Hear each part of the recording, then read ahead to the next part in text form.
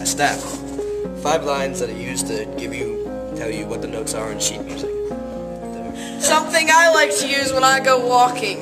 It's something that you read when you play music. A staff is lines and spaces put together, which you will put music notes on. A staff is basically 5 lines and 4 spaces in which you write music.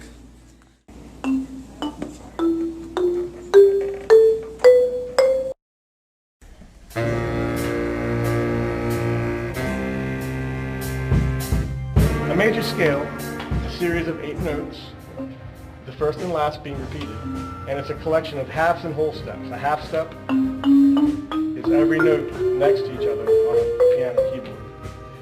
A major scale is comprised of a half step between the 3rd and the 4th note and the 7th and the 8th note of the scale. So we have C, D, E, and then we have a half step, F, G, A, B, and then the 7th and the 8th note, half step. So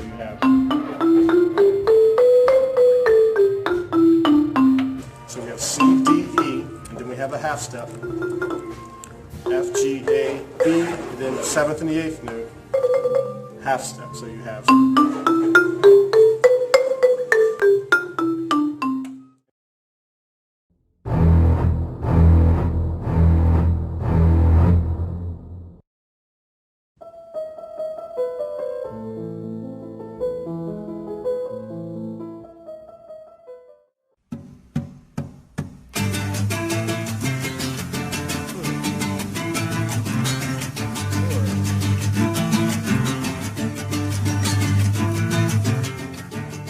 the key signature allows us to play a song using different keys or different scales.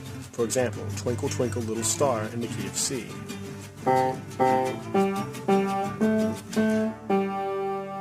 We could also play that in the key of D. Or, for example, in the key of E flat.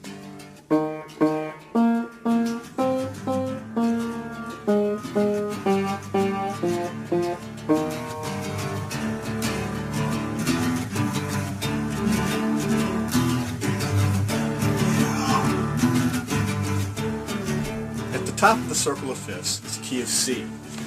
At the key of C, there's no sharps and no flats. So when you see this in the music, it looks like there's no key signature. If you count up 5 notes in the key of C, you have C, D, E, F, G. The second key in the circle of fifths is the key of G. The key of G has 1 sharp. Alright, now at the top of the circle of fifths, you have a C. True to its name, circle of fifths is in increments of 5. We start at C, so we got C, D, E, F, G.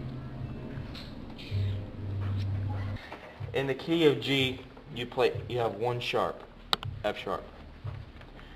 Now once again, in increment of 5, G, A, B, C, D. Key of D. We can be like, in the key of D, you have a C sharp.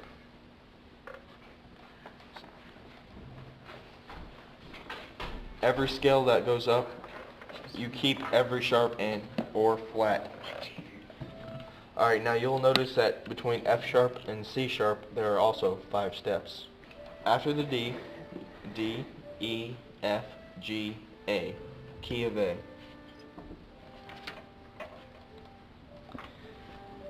Up from C, C sharp, D, E, F sharp, G, G sharp.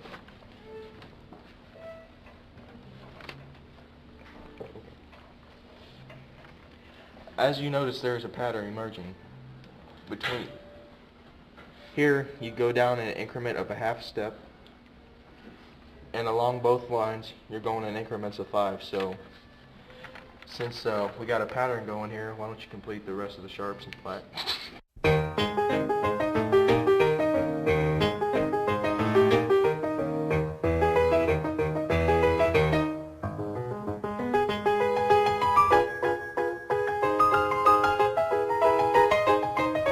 That completes the order of the sharps. Let's go back to the key of C. If the key of C has no sharps and no flats, then the key of C sharp has all sharps. That's C sharp, D sharp, E sharp, F sharp, G sharp, A sharp, B sharp, and C sharp again. Now we're going to go back to the key of C and go with the order of flats. If you start on C and you count up 5 notes to get to your first sharp key, you count backwards to get to your first flat key. So C, B, A, G, F. The first flat key is the key of F, and it has a B flat.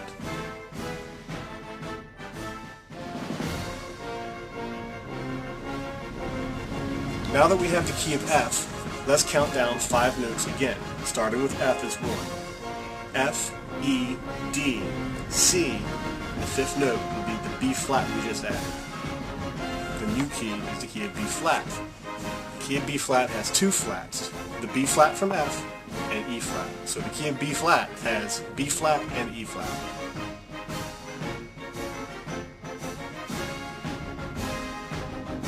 Now I'm going to complete the circle of fifths. See if you can find any patterns.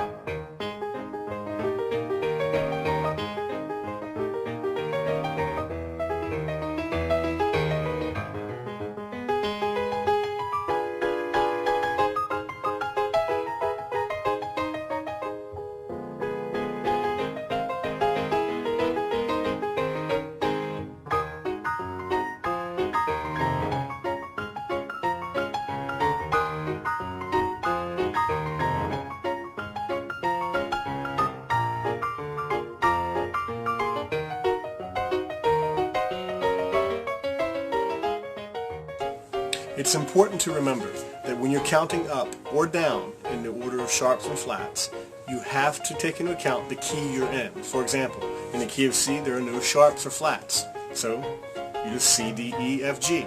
But let's take the key of A. The key of A has 3 sharps. When you're counting up 5 in the key of A, remember your sharps. A, B, C sharp, D, E. That's the circle of fifths.